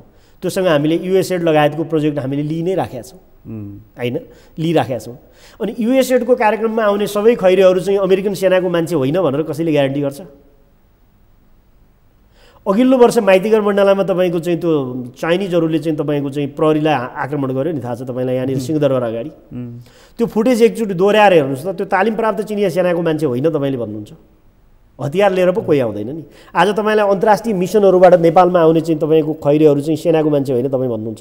अथवा नेपालले कुनै देशमा चाहिँ आफ्नो मिसनमा चाहिँ कुनै सुरक्षा अधिकारी पठाउनु पऱ्यो, कोही पठाउनु पऱ्यो भने डिप्लोमेटकै रूपमा पठाउने न हो। अर्थात् साना राष्ट्रहरूको सुरक्षा जोखिम हुन्छ, हामीले विचार गर्नुपर्छ। तर एमसीसी मिलिट्री ल्याएर आउने प्रोजेक्ट होइन। नेपाल सरकारले 68 सालदेखि कन्टिन्यू बाबुरामजी प्रधानमन्त्री भएदेखि आजसम्म यो चलिराखेको छ। प्रचण्ड कमरेडको एउटा एमसीसी सम्बन्धी अस्ति सडककै फुटेज थियो, चुप लाग्यो साथी, यो यस्तो नगर भन्ने थियो। पास हुन्छ त्यो? यस्तो छ, नेपाल सरकारले चाहिँ प्रस्ताव पेश गरिसकेपछि प्रस्ताव पास हुन्छ, किनभने कन्टिन्यू यो बिचमा काङ्ग्रेस माओवादी एमाले सबै सरकारमा आएर यसलाई फेसिलिटेट गरे हो। त्यसलाई अहिले पास नभएको सभामुखजीको कारणले मात्रै हो? होइन, यस्तो छ, सभामुखजीले चाहिँ सरकारले ल्याएका प्रस्तावहरू अगाडि बढाउनुपर्छ। सभामुखजीले अगाडि बढाउनुपर्छ। सभामुखजीले किन चासो राख्नु भएको छैन? नेपालको सत्ता राजनीतिसँग यो विषयलाई जोड्नुभयो होला होइन। सभामुखजीले चाहिँ त्यो विषय चाहिँ एजेन्डाको रूपमा अगाडि बढाउन चाहनु भएन। भनेको अघिल्लो सभामुख पनि वर्तमान सभामुख? अघिल्लो सभामुखको बेला त्यो समस्या थिएन, अघिल्लो सभामुखको बेला। तर अघिल्लो सभामुखले पनि म त्यो एमसीसीकै कारणले यो जन्जालमा परेँ भनेर राख्नु भएको छ। त्यो त उहाँलाई एउटा मुद्दा चलेको थियो, त्यो मुद्दामा उहाँले सफाई पाउनुभयो होइन। कुनै केस विशेषको कारणले उहाँ चाहिँ पर्नुभएको थियो, त्यो मुद्दामा उहाँले सफाई पाउनुभयो। अरू विषय त उहाँले भन्ने राजनीतिक विषय हो। त्यो मुद्दामा अहिले सफाई पाइसके हुनाले उहाँले चाहिँ उहाँका बारेमा केही भन्न सकिने भएन अहिले। तर अरू विषय उहाँको राजनीतिक विषय हो। राजनीतिक विषय नेताहरूले भन्न सक्नुहुन्छ। तर एमसीसी अहिलेलाई तपाईँले एमसीसी पास गर्नु भएन भने तपाईँले के हुन्छ भनेर भन्यो भने तपाईँले चाहिँ अन्तर्राष्ट्रिय क्षेत्रमा तपाईँले केही विश्वसनीयता गुमाउनुहुन्छ, तपाईँले चाहिँ अन्तर्राष्ट्रिय वित्तीय संस्थाहरूबाट प्राप्त गर्ने केही सहयोग गुमाउनुहुन्छ।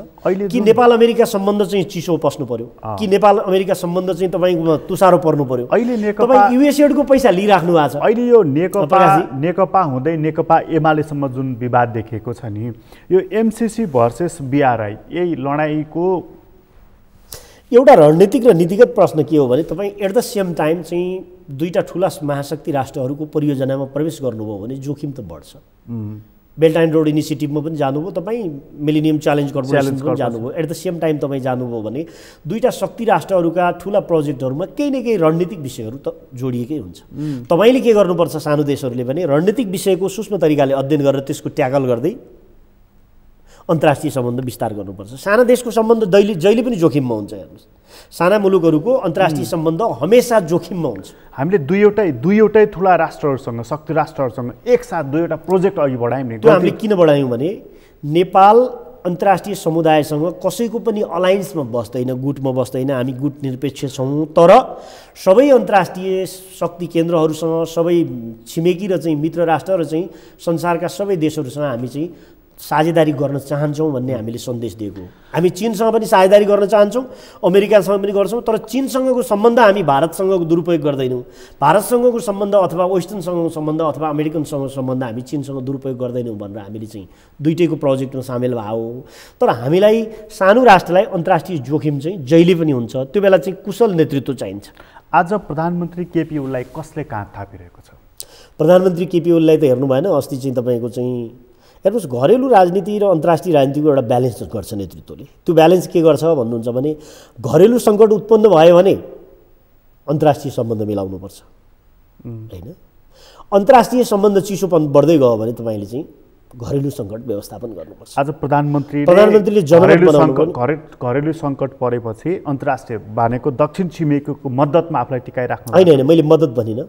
घरेलु सङ्कट पऱ्यो भने तपाईँले घरेलु सङ्कटको समाधान गर्न तपाईँलाई निष्फिक्री वातावरण चाहिन्छ। त्यो चाहुन तपाईँले अन्तर्राष्ट्रिय समुदायले मुलुकप्रति राखेको चासो बारेमा नेतृत्वले बुझ्न सक्ने हुनुपर्छ। उहाँले प्रधानमन्त्री आज कसको बलमा टिक्नुभयो म तपाईँहरूलाई भन्छु। प्रधानमन्त्री आज घरेलु शक्तिहरूकै बलमा टिक्नुभयो। त्यो भनेको संसद विघटन गरिसकेपछि प्रधानमन्त्रीले के गर्नुभयो?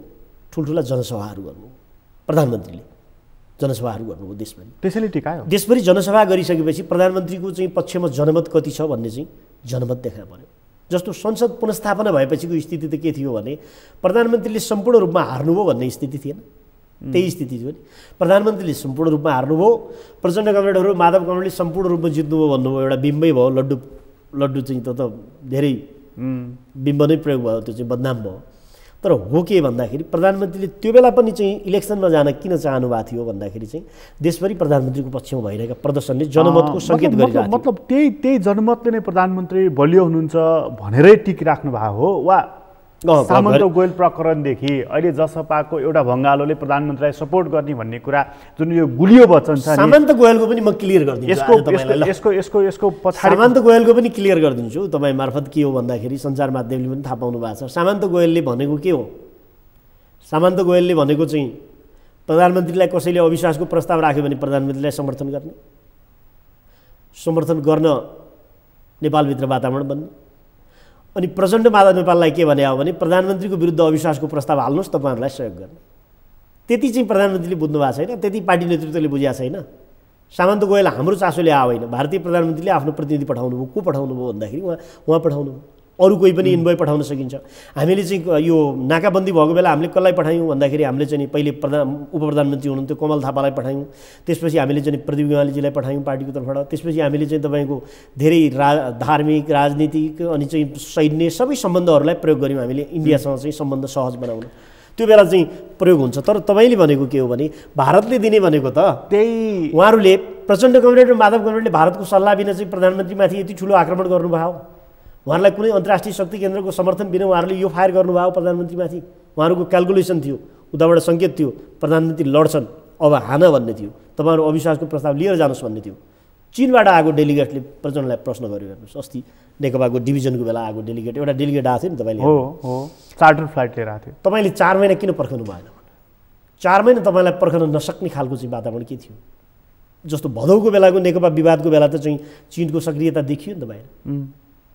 मैले त्यो बेला भन्ने गरेको थिएँ कि नेकपा जुन रसायनले चाहिँ जोडिएको हो, विभाजन हुँदाखेरि चाहिँ त्यो रसायन नभएर अर्को रसायनले विभाजन भने अर्को रसायनले विभाजन भने एकता हुँदा चीनको एउटा रसायनले काम गरेको थियो। एकता हुँदा विभाजन हुँदा अर्को रसायनले काम, दक्षिणको अर्को रसायनले काम गर्यो होइन। प्रचण्ड कमरेड र माधव कमरेडलाई कुनै अन्तर्राष्ट्रिय शक्ति केन्द्रको चाहिँ दबाब बिना, के अरे समर्थन बिना, सहयोग बिना उहाँहरूले चाहिँ प्रधानमन्त्रीमाथि त्यत्रो हमला गर्न सक्नुहुन्न। इन्डियनहरूले भनेको के हो भने सामन्त गोयलले त काठमाडौँमा चाहिँ प्रचण्ड र माधव घिमिरेलाई पनि त भेट्या हो नि, उहाँहरू होइन भनिराख्नु भएको भनिराख्नु भएको छ। त अब यसको प्रमाण जुटाएर कहाँ मुद्दा हाल्न जाउँ तपाईँ हामी भन्नुभएको छ, छर्लङ्ग छ। तर हो के भने थाहा भएको प्रधानमन्त्रीलाई हमला गर्नुहोस्, प्रधानमन्त्रीलाई हमला गर्नुहोस्, तपाईँहरूको पक्षमा हामी छौँ। किन हामीले नक्सा प्रकरणदेखि लिएर सबै विषयमा हामी एउटा कन्फर्टेसन गर्छौँ। यही कुरा उनले प्रधानमन्त्रीलाई पनि भनेका थिए कि माधव नेपाल र प्रचण्डजीलाई चाहिँ तपाईँले सक्दो घाँटी निमोट्नुहोस्, अठ्याउनुहोस्, हामी साथमा छौँ। प्रधानमन्त्रीलाई त्यो भन्दा पनि प्रधानमन्त्रीलाई के भने होला भन्नुहुन्छ भनेपछि तपाईँहरूलाई चाहिँ कसैले लडाउने भयो भने चाहिँ तपाईँको घरेलु शक्तिहरूले सहयोग गर्छन् भने होला, त्यो भनेको काङ्ग्रेसले सहयोग गर्छ अथवा मधेसी मोर्चाहरू जसपाहरूले सहयोग गर्छ भने होला, प्रधानमन्त्रीलाई त्यो भने होला त्यो बेलाको सन्दर्भमा। अहिले जसपाभित्र पनि दुईवटा कुराहरू भइरहेछ। एउटा चाहिँ उहाँहरूको मागहरूको बारेमा सरकारले सहजीकरण गरिरहेछ। महन्त ठाकुर र राजेन्द्र महतोले प्रधानमन्त्रीलाई सपोर्ट गर्ने भन्ने कुरा चाहिँ अब यहाँ जसले पनि बुझेको कुरा छ, यो कतै न कतै इन्डियन लाइन चाहिँ हो भन्ने कुरा त यस्तो छ। उहाँहरूले चाहिँ आफ्ना इस्युहरू उठाउनु भएको छ। अहिले पनि मैले उहाँहरूको स्टेटमेन्ट हेर्दा उहाँहरूले के भन्नु भएको छैन भने त्यो राजनीतिमा हामी चाहिँ हाम्रो नेताहरू भारतमा संवाद गर्नु पर्यो भने अचानक एकै रातमा बिरामी हुन्छन् नि, त्यस्तै त हो नि। त्यो कुनै पनि अलायन्समा उहाँहरू लाग्दैन भन्नुभएको छ अहिलेसम्म पनि। उहाँहरू पछि के गर्नुहुन्छ अहिलेसम्म पनि त्यो भन्नुभएको छ। तर त्यो जसपा भनेको कस्तो छ भन्नुहुन्छ भने त्यो जसपाको अध्यक्ष कतिवटा छन्, एउटै छ कि 3-4 जना छ। हामी 2 अध्यक्ष बनाएको मान्छेहरूको त यो हालत छ हेर्नुहोस् होइन। जसपाको अध्यक्ष कतिवटा छ, त्यो त पार्टी नै एकीकरण भएको छ कि छैन त्यो अवस्थाको पार्टी छ हेर्नुहोस् है। तर उहाँहरूले पनि जिम्मेवारीपूर्वक के भन्नुभएको छ भने उहाँहरूले संविधान बनेदेखि केही मागहरू राख्नु भएको थियो। यो मुलुकको एउटा फोर्स जसपा हो, यसमा कुनै विवाद छ तर त्यो मागलाई सपोर्ट नगर्ने पनि त केपी ओली नै हो। यो मुलुकको एउटा फोर्स चाहिँ जसपा हो भन्ने मात्रै विवाद छैन, एउटा फोर्स हो। उहाँहरूको माग सपोर्ट नगर्ने मात्रै होइन, तपाईँ संविधान बन्दा भन्नुहोस् न, 72 सालको संविधान बन्दा ठिक छ। म तत्कालीन एमालेको साइज जे थियो नि के अरे चाहिँ तपाईँको प्रकाशजी केपी ओली त्यसको अध्यक्ष हुनुभयो। 72 को संविधान बन्दा एमालेको जे साइज थियो नि त्यो साइजले दोस्रो संविधान सभाले संविधान दियो। ठिक छ, म त्यति पर संविधान सभाले दिएन। म त्यति पर गएन। म अहिले यति मात्र जान्न चाहेको कि जसपाको एउटा भङ्गालोले प्रधानमन्त्रीलाई सपोर्ट गर्ने सङ्केत दिएको छ, यति मात्रै कुरा हो कि त्यो भारतको इसारा बमोजिम हो कि होइन भन्ने मात्रै मेरो चाहना हो। प्रधानमन्त्रीलाई जसपाको एउटा टिमले छलफलमा छ, उहाँहरूले केही राजनीतिक मागहरू राख्नु भएको छ। तर अहिले पनि तपाईँले जुन शक्ति केन्द्रको नाम लिइराख्नु भएको छ त्यो शक्ति केन्द्र र हाम्रा बिचमा त लामो समयदेखि टसलमै बसेका छौँ त। हामी नक्सा प्रकरणदेखि हामी त टसलमै छौँ नि। पारस्परिकतामा सम्बन्ध छ, अहिले पनि पारस्परिकतामा सम्बन्ध छ। यो हामी कसैको टाङमुनि गएको छैनौँ अहिले त्यो। तर अस्ति देवाजीले भन्नुभयो टाङमुनि छिर्नुभयो ओलीजी भनेर।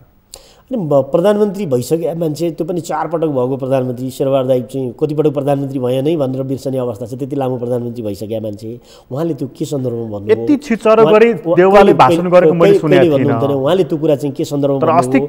त्यसको एउटा सङ्केत के हो भने सायद उहाँले चाहिँ यता समीकरण बनाउन नसकेका कारणले भन्नुभयो होला। उहाँले चाहिँ प्रधानमन्त्री विपक्षको समीकरण बनाउन जे प्रयास गर्नुभयो त्यो चाहिँ नभएको कारण उहाँ कोसिस गरिराख्नु भएको छ प्रधानमन्त्री हुनको लागि हो। त्यसको टेस्ट उहाँले के गर्नुभयो भन्नुहुन्छ भने माओवादी र माधव नेपालसँग सम्बन्ध राम्रो बनाउनको लागि उहाँहरूले केही प्रदेशमा त्यसको ट्रायल गर्नुभयो। कोसिस गरेर कर्णाली काङ्ग्रेस माओवादी र चाहिँ माधव नेपाल समूहको गण्डकी कर्णालीमा जे सहकारी भयो नि के अरे कोसिस गरेर पनि देउवा प्रधानमन्त्री हुन असफल हुनुभएको हो त। उहाँले पाको नेता भएकोले एउटा के विचार गरिराख्नु भएको छ भने ठिक्क अङ्क पुगेपछि हानौँला भनेर उहाँले विचार गरिरहनु भएको छ। सत्ता राजनीतिमा चाहिँ देउवा जति माहिर त को छ र हेर्नुहोस्, उहाँले चाहिँ ठिक्क हानौँला भनेर, तर भित्र चाहिँ उहाँले भगीरथ प्रयत्न गर्नुभएको छ। एमालेको बारेमा चाहिँ अघि तपाईँले एउटा कुरा गरिदिनु थियो, नेपालको वामपन्थमा चाहिँ अब वामपन्थी भनेको छ, कम्युनिस्ट भनेको छ, तर संसदीय लोकतन्त्र चाहिँ जोगाउनु पर्यो भन्नु परेको छ। यो वामपन्थी हो कि रामपन्थी हो भनेर प्रश्न गर्न थालेको। मैले अघि तपाईँलाई सङ्केत पनि भने के भन्नुहुन्छ भने सत्ता सञ्चालन गर्ने मुलुकको प्रथम पार्टी जिम्मेवार पार्टी भएपछि कम्युनिस्टहरूको काँधमा अहिलेको संविधान जोगाएर जानुपर्ने, जुन संविधानले चाहिँ डेमोक्रेसीप्रति चाहिँ जुन संविधानले चाहिँ कमिटमेन्ट गरेको छ त्यस्तो संविधान जोगाएर जाँदा मुलुकका सांस्कृतिक धरोहरहरूको बारेमा कम्युनिस्टहरूले गर्व गर्नुपर्छ। कम्युनिस्टहरूको बारेमा के बनाइयो भने शालिगहरू भत्काउने मात्रै कम्युनिस्ट हुन् भन्ने बनाइयो कि कम्युनिस्टहरूले शालिगहरू निर्माण गर्ने पनि हुन्। सांस्कृतिक धरोहरमा कम्युनिस्टहरूले गर्व गर्नुपर्छ, पशुपतिमा कम्युनिस्टहरूले गर्व गर्नुपर्छ। अयोध्याका बारेमा अस्ति भन्नु भएन प्रचण्ड कमरेडले, मै गएर अध्ययन गराउँछु भन्नु भएन, तल झरेर चितवन झरेर भन्नु भएन। तपाईँले त्यसो भए कम्युनिस्टहरूले आफ्ना सांस्कृतिक धरोहरमा गर्व नगर्ने, धर्मनिरपेक्ष हो भनेर, त्यो होइन। धर्मनिरपेक्ष आइडियोलोजी हो, तर मुलुकका सांस्कृतिक धरोहरहरूमा कम्युनिस्टले सगरमाथामा गर्व गर्नु पर्यो, कम्युनिस्टले धर्मनिरपेक्ष भन्दा गर्व गर्नु पर्यो। म भगवानमा विश्वास गर्दिनँ, म भौतिकवादी हुँ भन्ने, तर दर्शन गर्ने टीका लाउने मन्दिरबाट निक्लिने बित्तिकै टीका मेट्ने यो पनि देखिन्छ। नेपालका धेरै कम्युनिस्ट नेताहरू चाहिँ नक्कली कुरा गर्छन्, हेर्नुहोस् नक्कली कुरा गर्छन्। किन गर्छन् भन्नु कम्मल ओढेर घिउ खाने भन्छ नि। हो, किन गर्छन् भन्नुहुन्छ भने जुन बेला चाहिँ कम्युनिस्ट पार्टी चाहिँ संसारमा कम्युनिस्ट पार्टीले आधा जनसङ्ख्यामाथि नेतृत्व गर्थ्यो, हेर्नुहोस् नेपालमा धेरै सामन्तीका छोराहरू र धेरै मिडल क्लासका मान्छेहरू कम्युनिस्ट पार्टीप्रति लागे। हिजो हाम्रा जो नेताहरू छन् नि, जमिनदारका छोराहरू, मिडल क्लासका मान्छेहरू, सम्पत्ति जोगाउनलाई त्यो रस्सामा होइन, त्यो विचारधारा थियो नि जुन रस्साले किताब निःशुल्क छापेर बाँड्थ्यो, हेर्नुहोस् चाइनिजहरूले किताब निःशुल्क छापेर बाँड्थे। अनि कम्युनिस्ट पार्टीको त्यो पुस्तक कसले पाउँथ्यो भन्नुहुन्छ भने जमिनदारका छोराहरू, मिडल क्लासका मान्छेहरू। त्यो बेला विश्व जनमत चाहिँ वामपन्थ थियो, विश्व जनमत त्यसबाट प्रभावित थिए। बिपीलाई त वामपन्थको प्रभाव पर्थ्यो, सोसियलिस्टहरूको प्रभाव पर्थ्यो, त्यस कारणले त्यो जमिनदारका छोराहरू थिए। अनि सैकडौँ बिघा जमिन चाहिँ तपाईँको चाहिँ तल चाहिँ जमिनदारी प्रथामा लगाउने, भूस्वामित्वको कुरा गरेर तपाईँको चाहिँ कम्युनिस्ट पार्टीमा हुने। हाम्रो यो त विरासत हो नि कम्युनिस्ट पार्टीमा, यसको पनि केही प्रभाव छ होइन। तपाईँले अघि एउटा भन्नु के अरे घिउ कम्बल ओढेर घिउ खाने, तर हो के भन्नुहुन्छ भने कम्युनिस्टको दायित्व मुलुकको ऐतिहासिक सांस्कृतिक धरोहरहरूको संरक्षण गर्नु, त्यसमा गर्व गर्नु, पशुपतिको बारेमा गर्व गर्नु, अथवा चाहिँ तपाईँको अयोध्याको बारेमा चाहिँ गर्व गर्नु, अथवा अनुसन्धान गराउनु, अथवा हाम्रो चाहिँ तपाईँको कर्णाली सभ्यताको बारेमा कम्युनिस्टहरूले गर्व गर्नु, यो चाहिँ हाम्रो दायित्व हो। यो कम्युनिस्टहरूले मन्दिर भत्काउने दायित्व होइन, कम्युनिस्टहरूको मन्दिर बनाउने दायित्व। हिजो भत्काएको हुनाले चाहिँ आज त्यो विरासत, त्यो हाम्रो विगतको विरासत छ नि, यसले छोड्दैन। अस्ति मैले एउटा कतै भत्काएको, कतै मूर्ति तोडफोड गरेको, कतै त अब शब्द के लिउँ, रगतै पनि त्यहाँ चाहिँ नि पोती दिएका। कम्युनिस्ट आन्दोलनमा देखा परेका अत्यन्त असभ्य दृश्यहरू हुन्, ती दृश्यहरू दोहोरिनु हुँदैन। यो मुद्दा अब नेकपा एमालेको देर सबेर चुनाव त छ, मङ्सिरमा होला, वैशाखमा होला, तर अब चाहिँ नेकपा एमालेको मूल मुद्दा भनेको चाहिँ धर्मको र संहिता विरुद्धको यी दुई मूल मुद्दा हुनेछन् र यी पपुलर एजेन्डाको बलमा प्रधानमन्त्री भन्नुहुन्छ नि फेरि दुई त्याइ ल्याउँछु, यस्तो हो होइन। संहिता विरुद्धको त हामी होइन, किनभने अहिलेको जो 7 प्रदेशको संरचना हाम्रै अगुवाईमा 72 सालमा हामी एमाले चाहिँ ठुलो पार्टी भएको बेला रिजल्ट दिइराखेको छैन, संहिता विरुद्धको होइन, रिजल्ट दिइराखेको छैन। होइन, रिजल्ट पनि तपाईँ केलाई भन्नुहुन्छ, प्रदेशहरूलाई फेसिलिटेट गर्ने काम कसले गर्यो, प्रधानमन्त्रीको नेतृत्वमा। तर छोटे राजाहरू हेर्नुहोस् न, तपाईँले बरु के बनाउनु भएको छ तल भन्नुहुन्छ भने हाम्रा गतिविधिहरू प्रदेशका गतिविधिहरू जस्ता छन्, त्यसले गर्दा मान्छेहरूमा यो प्रणालीको बारेमा रिथिङ्क गर्ने ठाउँमा चाहिँ मान्छेहरू पुगिराखेका छन्। तपाईँले चाहिँ कामबाट त्यसलाई चाहिँ सकारात्मक नतिजा दिनु भएन भने होइन। कालिज खान जाँदा मेरो प्रदेशमा चाहिँ 6-7 जना मन्त्रीहरू कालिज काट्न जाँदा झन्डा हालेर गइराखेका हुन्छ क्या कालिज खान। मैले भने कि तपाईँ कालिज खान चाहिँ 7-8वटा चाहिँ गाडी लिएर झन्डावाल जानुपर्ने, मलामी झन्डावाल गाडीसँग जानुपर्ने र तपाईँले चाहिँ उद्घाटनहरूमा जानुपर्ने हो भने यस्तो सरकार किन चाहियो भन्ने बारेमा जन्म स्तरमा प्रश्नहरू उठ्छन्। अब तपाईँले चाहिँ के गर्नुपर्छ भने त्यसको लागि त तपाईँले आफ्नो प्रणालीलाई राम्रो बनाउनु पर्यो। सलामी तपाईँ जे खाइराख्नु भएको छ अहिले, सलामी चाहिँ तपाईँ जे पिर्के सलामी जे खानु भएको छ नि तपाईँले, यो सलामीका बारेमा त प्रश्नहरू उठ्छन् नि। त्यस कारण यो प्रधानमन्त्रीले नचाहेको हो र प्रदेशका मुख्यमन्त्रीहरूले, मन्त्रीहरूले, तल भएको सांसदहरूले हामीले राम्रो काम गर्नु पर्दैन। जनस्तरमा मध्ये 5 ठाउँमा त प्रधानमन्त्रीकै टिम त हामीले गर्नु पर्दैन, तिनलाई त काम सम्मान मिल्छ होला नि त। हामीले गर्नु पर्दैन, हामीले गर्नुपर्छ नि, यो हामी सबैको जिम्माको विषय हो। तर कान समाउनु भने त प्रधानमन्त्रीकै दोष हो नि त। के गर्नुहुन्छ, आफ्नो पार्टीको सदस्यको त कान समाउन सकिएन, त्यसले चाहिँ घेरा तोडेर गयो, कसरी कान समाउनुहुन्छ लोकतन्त्रमा? पार्टीको अध्यक्ष पनि त हो उहाँ, अध्यक्ष हो।